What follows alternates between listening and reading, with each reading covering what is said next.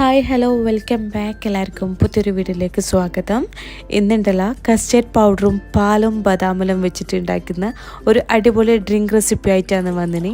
ഇഫ്താറിൻ്റെ ടൈമെല്ലാം കുടിക്കാൻ പറ്റിയ ഡ്രിങ്കാണ് ഇത് കുടിച്ചു കഴിഞ്ഞാൽ തന്നെ ഉണ്ടല്ല വയറും നല്ല ഫുള്ളാവും. പിന്നെ ഈ ചൂട് സമയത്തെല്ലാം മസ്റ്റ് ട്രൈ ഐറ്റം തന്നെയാണ് ഇത്. അപ്പോൾ വീഡിയോ ഫുള്ളായിട്ട് തന്നെ കണ്ടു നോക്കാം. അതിന് വേണ്ടിയിട്ട് ഞാനുണ്ടല്ല 1.5 ലിറ്റർ പാല് പാനിൽ ഒഴിച്ചു കൊടുത്തിനെ. ഇതിലേക്ക് 1/2 കപ്പ് അളവിൽ പഞ്ചസാര ചേർത്ത് കൊടുത്തിനെ. ഇനി പാലൊന്ന് ചൂടാക്കി എടുക്കണം.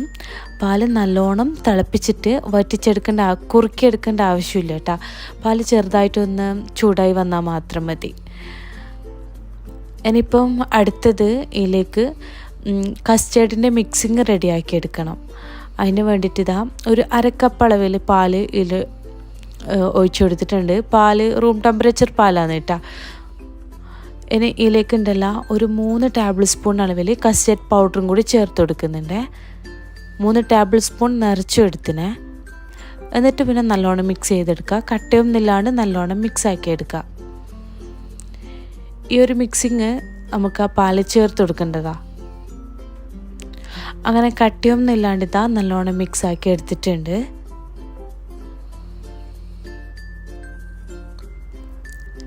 ഇനിയിപ്പം ഇതുണ്ടല്ല ആ പാലിൻ്റെ മിക്സിലേക്ക് ഒഴിച്ചു കൊടുക്കാനുണ്ട്. ഇത് ഒഴിച്ചു കൊടുക്കുന്ന സമയത്ത് ഫ്ലെയിം ചെറുതായിട്ടൊന്ന് കുറച്ച് വെക്കുക കേട്ടോ. അങ്ങനെ ഒഴിച്ചു കൊടുത്തതിന് ശേഷം ഇതൊന്ന് മിക്സ് ആക്കി എടുക്കുക.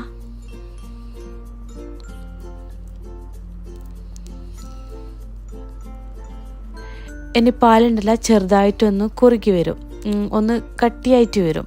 നമ്മൾ കസ്റ്റേർഡിൻ്റെ മിക്സിങ് ചേർത്ത് കൊടുത്തില്ലേ, അതുകൊണ്ട്. ഇനിയിപ്പോൾ ഇതിലേക്ക് മിൽക്ക് മെയ്ഡും കൂടി ചേർത്ത് കൊടുക്കുന്നുണ്ട്.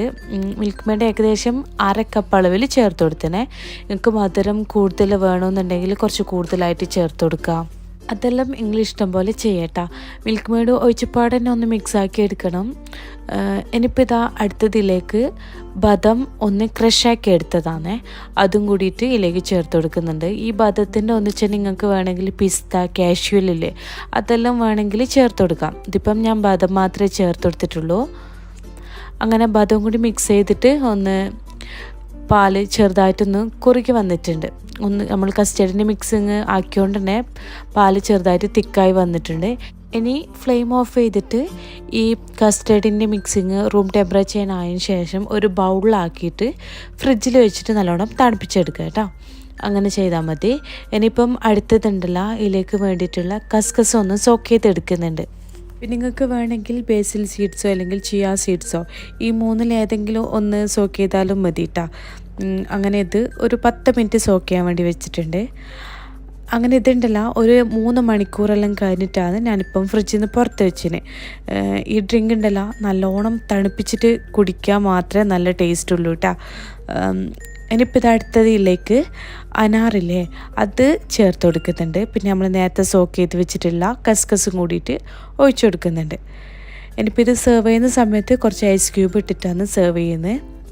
ഞാൻ നേരത്തെ പറഞ്ഞില്ലേ ഈ ഡ്രിങ്ക് നല്ലോണം തണുപ്പിച്ചിട്ട് കുടിക്കാൻ മാത്രമേ ടേസ്റ്റ് ഉള്ളൂ കേട്ടോ. അടിപൊളി ടേസ്റ്റുള്ള ഡ്രിങ്കാണിത്. ഇത് കുടിച്ചു കഴിഞ്ഞാൽ തന്നെ വയറ് നല്ല ഫുള്ളാവും കേട്ടോ. ഫ്രിഡ്ജിലൊന്നും വെക്കാൻ ടൈം ഇല്ലെങ്കിൽ ഒരു മണിക്കൂറെങ്കിലും ഫ്രീസറിൽ വെച്ചിട്ടൊന്ന് തണുപ്പിച്ചെടുക്കണം. തണുപ്പിച്ചെടുക്കൽ നിർബന്ധം തന്നെയാണ് കേട്ടോ. എന്നാലേ ഈ ഒരു ഡ്രിങ്കിൻ്റെ ആ ഒരു ടേസ്റ്റ് കറക്റ്റായിട്ട് കിട്ടുകയും ചെയ്യും.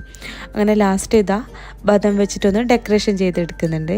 ഈ നോമ്പിനെല്ലാം ഉണ്ടാക്കി നോക്കാൻ പറ്റിയ അടിപൊളി ഡ്രിങ്കാണ് കേട്ടോ. എന്തായാലും മസ്റ്റ് ട്രൈ ഐറ്റം തന്നെയാണ്. വീഡിയോ ഇഷ്ടമായാൽ എന്തായാലും ലൈക്ക് ചെയ്യുക, ഷെയർ ചെയ്യുക. പുതിയ വ്യൂവേഴ്സ് ആണെങ്കിൽ എന്തായാലും സബ്സ്ക്രൈബും കൂടി ചെയ്യണേ. എൻ്റെ അടുത്ത് നല്ല റെസിപ്പി ആയിട്ടോ വ്ളോഗായിട്ടോ കാണാം. Thank you. ബൈ.